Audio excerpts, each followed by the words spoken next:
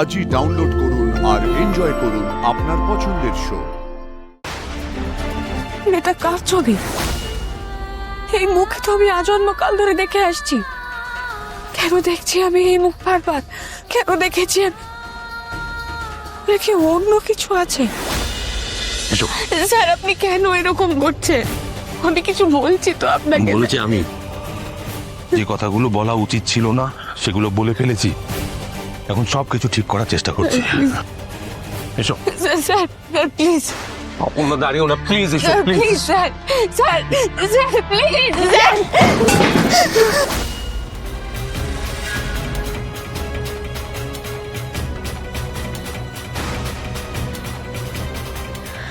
এই ঘর মনে হচ্ছে আজ খুলবে, অথচ আমি গিয়ে দেখতে পাচ্ছি না কি আছে ওই ঘরে। অপর্ণা যা দেখবে, কতদূর আমাকে বলবে তার সন্দেহ আছে। নিজের চোখে ওই রহস্য না দেখলে আমার আমার অস্বস্তি হচ্ছে। আর মাদার ইন ল আমাকে কিছুতেই যেতে দিলেন না। কেন? কিসের জন্য এত গোপনীয়তা? আমি সত্যিই জানতে চাই না, বিশ্বাস করুন। কিন্তু আমি চাই তুমি সবকিছু জানো। এই জানা না জানা মাঝখানে পড়ে আমাদের দূরত্ব তৈরি হয়ে চলেছে, সেটা আমার ভালো লাগছে না। স্যার, আপনি কেন বিশ্বাস করছেন না? আমি জানতে চাই না, বিশ্বাস করুন আপনি আমাকে একটু। Sir, please. ধরো, তুমি নিজে খুলে দেখে নাও ভেতরে কি আছে। যাও যাও অপর্ণা, দাঁড়িয়ে থেকো না, যাও প্লিজ, যাও যাও যাও। আমি কি করেছি স্যার? আজকে আমার দিক থেকে কি ভুল হয়েছে স্যার, একটু বলে দিন। দেখো, আমাদের মধ্যে তো একটা ভুল বোঝাবুঝি আছে। এই ভুল বোঝাবুঝিটা আমার ভালো লাগছে না, সেটা দূর হোক। আমি সেটাই চাই, এটা জিয়েই থাকুক, সেটা আমার ভালো লাগছে না।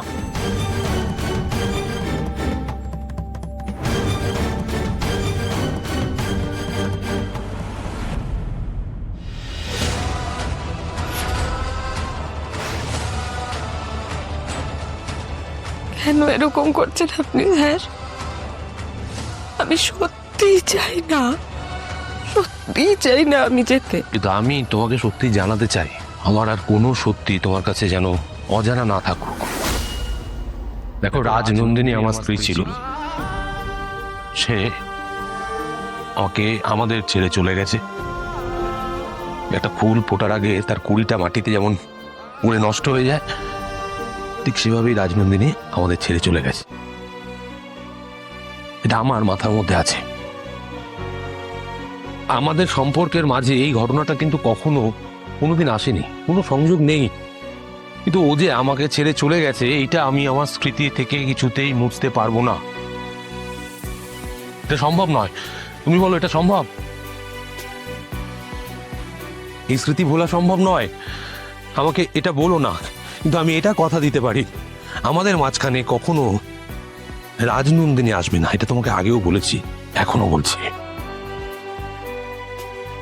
ভাববে কেন? স্যার, দরকার নেই, দরকার নেই, এসব কিচ্ছু দরকার নেই স্যার। আপনি শান্ত হন। আরে এত দরকার নেই তুমি বলছো, কিন্তু দরকার আছে, আমি বলছি তো তোমাকে। দেখো, আমি না ঝোঁকের বসে কিছু করছি না। এই দিনটা একদিন আসতো আমি জানি, কিন্তু আমি ভেবেছিলাম যেদিন আসবে আমি নিজে এসে শান্ত মাথায় দরজাটা খুলে দেবো, তুমি গিয়ে দেখে নেবে এতদিন কি কেন লুকোনো হচ্ছে। আমি সেটা চেয়েছিলাম, কিন্তু এইভাবে হোক এটা আমি চাইনি। আপনি যেদিন নিজে আমাকে এই ঘরের দরজা খুলে দেবেন, আমি সেই দিনকে যাব। না, তুমি আজকেই যাবে। আজই তুমি এই ঘরে ঢুকে দেখে এসো কি আছে এই ভেতরে। কেন এভাবে বলছেন স্যার? তুমি তো বলেছো আমাদের দুজনের সবকিছু ভাগ করে নেওয়া উচিত। দাঁড়িয়ে থেকো না, যাও ঘরে যাও, যাও ঢোকো। আমি আমাদের ঘরে ওয়েট করছি, যাও। আমি একা? হ্যাঁ, একা যাবে তুমি, আমি ভেতরে যাব না। তুমি তোমার মতো করে সবটা দেখে নেবে, জেনে নেবে, আমি যাব না। ধরো, ওঠ।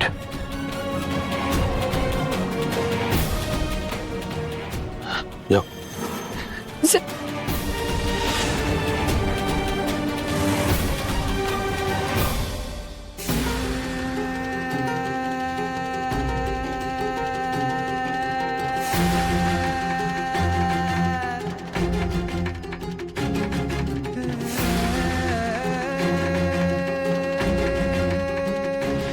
একে অন্যকে না বুঝে সারা জীবন কি করে একসাথে কাটাবো স্যার?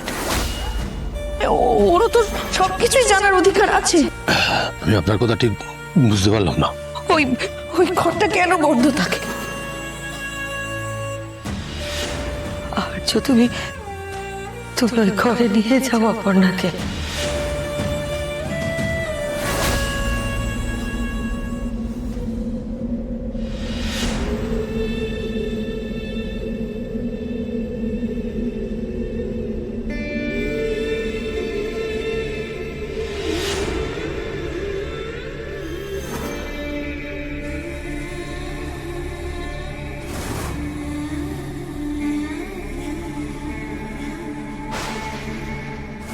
এই ঘর আমার এত চেনা লাগছে কেন? মনে হচ্ছে এর আগে আমি অনেকবার এসেছি এই ঘরে। আমি তো এই ঘরে কখনো আসিনি। এই ঘর তো বন্ধ ছিল। তাহলে এত এত কেন চেনা লাগছে আমার এই ঘর? কি করে চিনি আমি?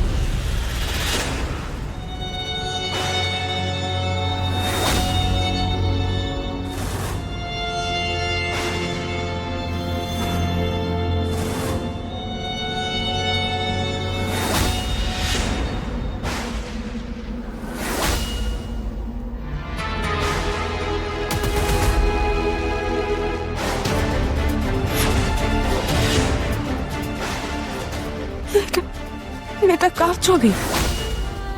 এই মুখে তো আমি আজন্মকাল ধরে দেখে আসছি। কেন দেখছি আমি এই মুখ বারবার? কেন দেখেছি আমি? এই যোগ আমার এনার সঙ্গে? তাহলে কি অন্য কিছু আছে?